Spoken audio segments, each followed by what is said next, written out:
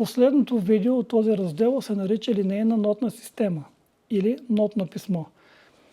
Ще се запознаем какво представляват нотите, как да ги изписваме и как можем да ги разчитаме на нотния лист. Започваме с поредния анекдот. Една дама запитала композитора Лист с невен възторг: как можахте да създадете такава вълнуваща музика и да увековечите върху хартия? Нищо по-просто от това, госпожо, отговорил маестрото.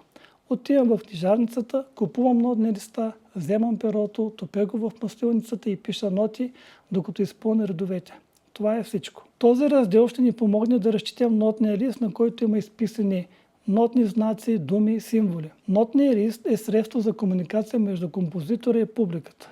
На него творецът записва своята музикална идея и след това музикантите я съживяват и представят на слушателите. Когато за пръв път видите нотен текст, може да ви изглежда така.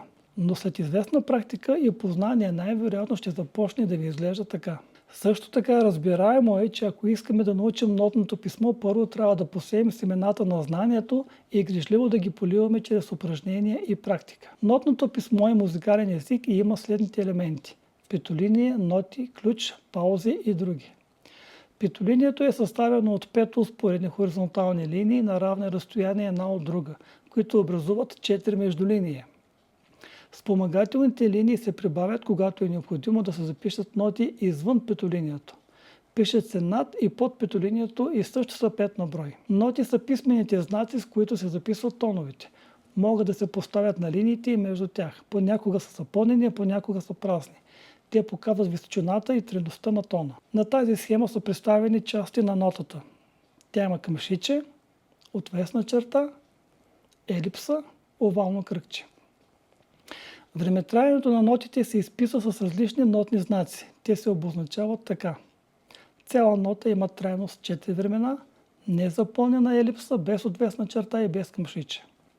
Половин нота, 2 пъти по-малко от цялата нота и има трайност 2 времена, незапълнена елипса с отвесна черта и без къмшиче. Четвъртина нота, 2 пъти по-малко от половината и има трайност 1 време, запълнена елипса с отвесна черта и без къмшиче. Осмина нота, 2 пъти по-малко от четвъртината и има трайност половин време, запълнена елипса с отвесна черта и 1 къмшиче. 6 на десетините, 2 пъти по-малки от осмините и има трайност 1/4 време, запълнена елипса с отвесна черта и 2 къмшичета. Схематично представено изглежда така.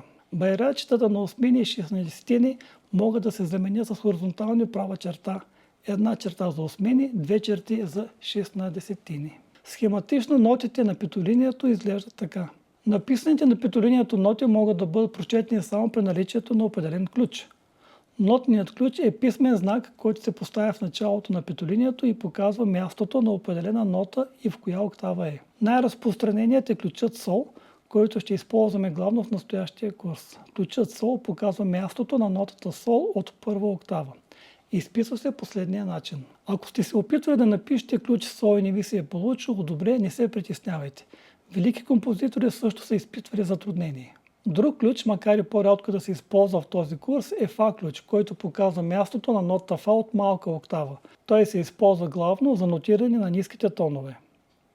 В партитура двата ключа изглеждат така. Съществуват и други ключове, чието основно предназначение е да се избегне изписването на много спомагателни линии, но за този курс не е нужно да бъдат дискутирани. Основните степени, тоновете, могат да бъдат повишавани или понижавани. Това се нарича алтерация и главните знаци са: диез, повишава с половин тон и се изписва така; бемол, понижава с половин тон и се изписва така; бекар, отменя значението на диеза и бемола и се изписва така.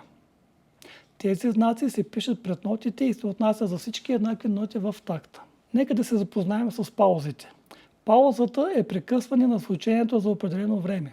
Отбелязват се с специални знаци и определят продължителността на мълчанието. Трайността на нотите и на паузите могат да бъдат променени.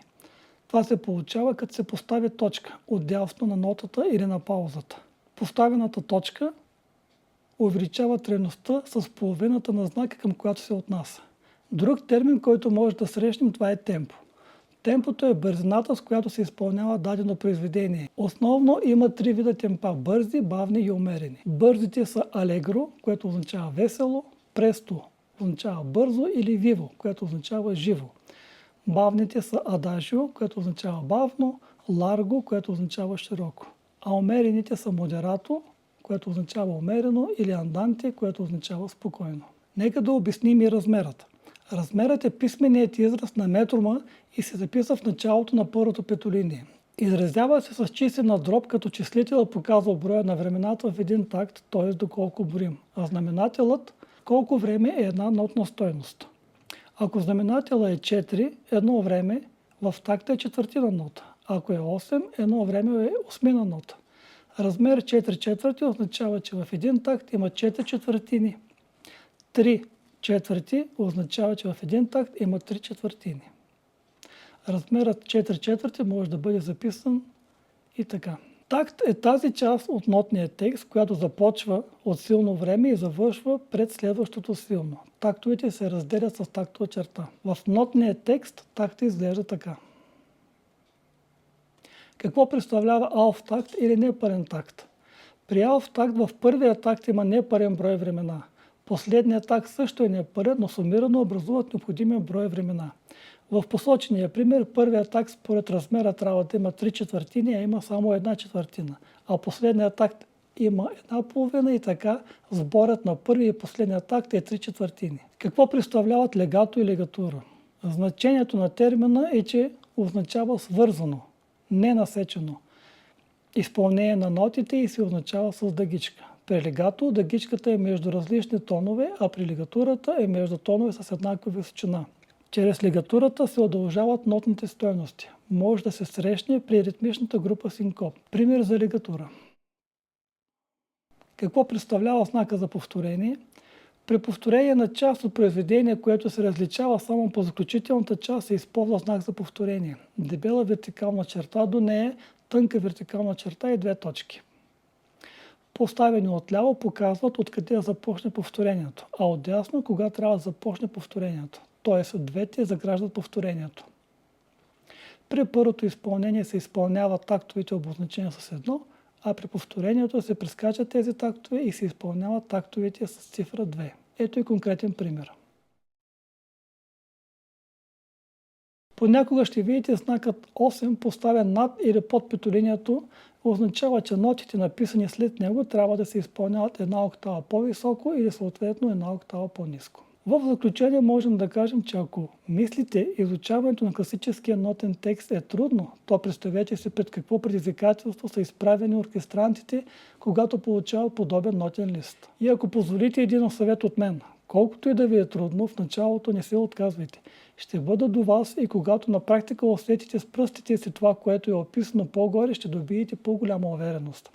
С други думи, не се предавайте, даже и да имате чувството, че се държите на последната линия на петолинията.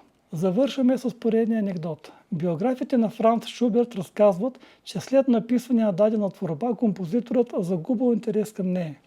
Имало случаи, когато дори не разпознавал своите съчинения. Веднъж известният австрийски певец показал на Шуберт написана неотдавна от него песен, само че транспонирана в друга тоналност. Композиторът възкликнал: "Песента е добра, от кого е?"